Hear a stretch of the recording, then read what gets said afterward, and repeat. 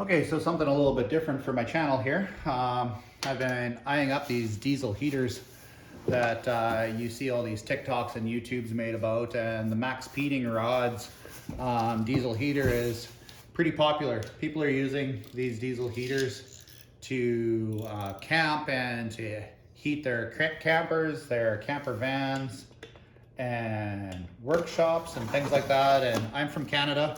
I'm actually from Manitoba, Canada. We're one of the cooler climates here of anywhere almost around the world other than the far north.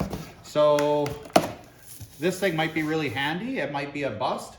I know a lot of the videos could be from climates that just aren't that terribly cold. So I'm gonna put mine to the test here, and I'm actually buying this to heat a shed for my dogs outside. I have a little bit of an acreage here, and we currently heat it with a heat lamp, and the dogs are quite content in there. But I was curious to see, you know, how much heat I can put out with how much little fuel. So this heater here was only $150 off of eBay. So yeah, might as well give it a try. So this is just an unboxing video. It's not really like me to do this, but I know that these heaters have been pretty popular, and I know that there's so many of them to choose from on eBay and Amazon. So I thought, well, you could see mine being opened up and see what it's like. So let's check this out. This looks like the mount for the heater itself. I've watched enough videos to know that they have an air inlet and an exhaust, so that's what those two holes are for. This is the fuel tank, 10-liter fuel tank, obviously, by the big 10 liters on the side, with two mounting screws to go through it, so I could just mount that to the wall on the shed. I've heard so much about these terrible manuals, and everybody thinks they're terrible, but when they're translated from Mandarin or Chinese to English, there's a lot lost in translation. So I've heard people say that this isn't a very good manual or whatever, and maybe it isn't. It looks like it has a fair explanation of how you can mount the heater and the correct ways to mount it. They have some wrongs and they have some rights here or whatever. So this will be handy enough. Now, I do have some background. I used to work on school buses, and school buses have diesel heaters on them called Webasto heaters. And this just seems like a simplified, cheap version of a Webasto. Now, Webastos run about $2,000 in Canada, and this thing being 150 bucks seems like a steal of a deal if it works. So, hence, if it works. So, I'm fairly hopeful. I've seen a lot of good reviews for these things, and this is the heater itself. And my first impression is this thing's actually pretty heavy. I'm already somewhat impressed that I got this for $150. This is all right. So this is the remote kit, where you're going to take the heater box and it's separate from the thermostat and separate from the fuel source, and you're going to make your own system just based on what you want to build with.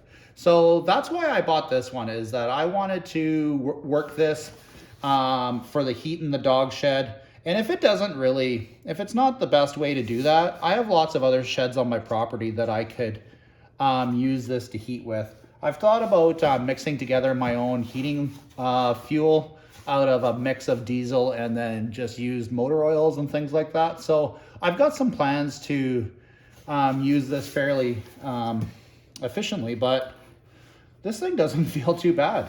It's all right. Okay. So anyways, one of these provides the hot air. It looks like this one is talking about hot, and then this would bring in cool air, or maybe vice versa, I don't know. But this is the 8 kilowatt option on the heater, and apparently it will be adjustable because of its controller between 1 and 8 kilowatts.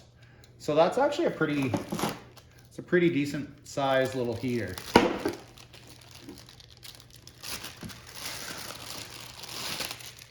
What's this little thing? So this is the electronics. This is the thermostat slash controller that it comes with.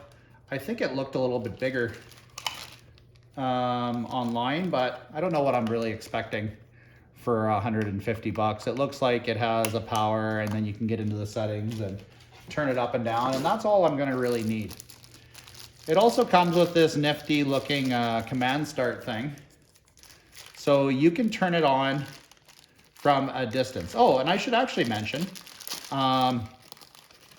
that what people are using these for is heating the cabs of their vehicles. So I mentioned maybe like a camper van or something, but more than just a camper van, here in Canada, this would be great for installing in your diesel vehicle because you could use the diesel from your tank to run this heater and then heat up the cab of your vehicle on a very small amount of diesel fuel. So this is a command start thing. It's fairly big and bulky. I don't know that I'd put it on my keychain, but you could, or you could just leave it in the house hanging on the wall.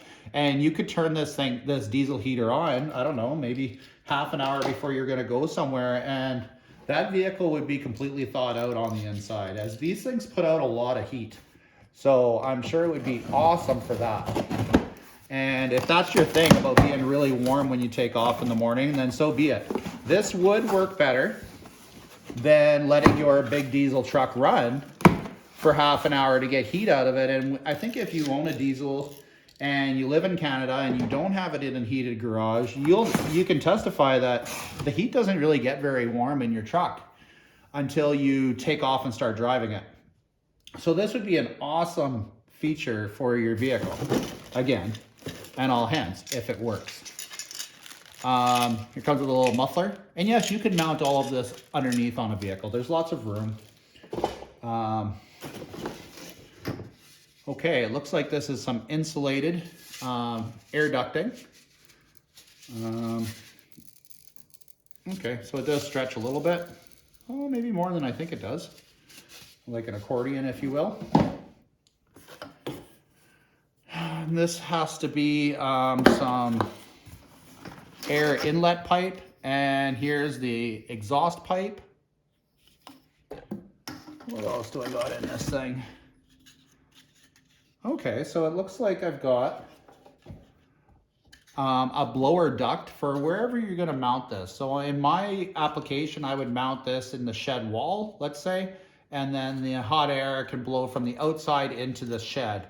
I haven't decided if I'm going to mount this diesel heater on the inside or the outside of the shed yet. The safer way is on the outside, but I don't know if the fuel will be a problem being on the outside. Maybe I'll mount the fuel on the inside, the heater on the outside with the ducting going to the inside. I haven't really decided yet. I wanted to see the quality of this thing before I made any decisions. It comes with some fuel line and a little fuel lift pump.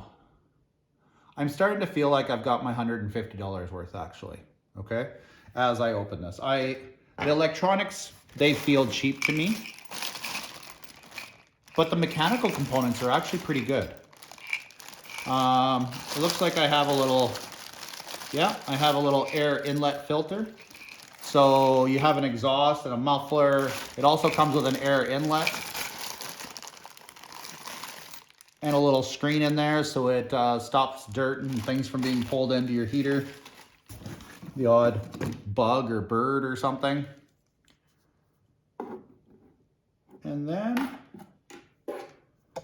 this fuel line here that I have to imagine is meant to be bent to whatever shape you need it. Oh, you know what? Because the fuel tank already comes with a port on it, this will be for like if you're going to use it on a gas can or something like that. You could, use this on a jerry can. It's got the rubber seal for it, and then you could just bend this pipe to whatever shape you need for it to fit inside. Okay, I think that's everything out of the box. This heater feels decent. And I have no affiliate with Max Peeding rods. I don't even know what a Max Peeding rod is. But I'll have to say, this isn't too bad. I ordered mine off of eBay again. And I live in Canada. It shipped from Canada. It shipped from BC, so it came very quickly in the mail. I managed to get this in just a couple days to my location. The wiring harness here has a fuse holder and some plugs that plug right into the fuel pump, and then the heater right there. Yeah, some hose clamps to attach that on. But I think the main wins here, and I'm gonna put my wins in a pile here, are, and I won't say like these lines are good, and I like that the fact that you could mount this in a jerry can if you didn't want to use the tank affiliated with it. But I really think the heater and that fuel pump are for the win here. Those feel like good components to me, weight wise, and they feel like they're made of good quality. And the other stuff, whatever, it's just a whole bunch of stuff, if you will. But for the price of $155, I think it was my selling price, maybe some taxes, all in, I think it was $175. I feel like I've done very well. Now, I've viewed the specs on how much fuel this thing will use, and you'll actually have to have a 12-volt battery to run the fan in the unit as well. So I've got lots of 12-volt batteries kicking around, and I'll have to find a way to keep, you know, that battery charged or whatever, because it's in a little bit of a remote location without hydro. But yeah, this is all right. So first impressions, I'm liking the unit. This fuel pump feels like a really good quality unit, and it has everything you need to install this in your own custom fashion. You can buy these things all together in one unit. I've seen people build this into a waterproof box so they could carry it around. I do some tenting that this would be really handy for, but I'm gonna say for $150, I'm probably gonna buy another one if this one works well for that purpose. There. Anyways, leave any type of comments you want to this video, and I'll try to answer them the best I can, and then I will show you the finished product after I get this thing mounted. And I think I'm going to want to do that pretty quickly here. I'm kind of excited to see how this will work. Thanks for watching.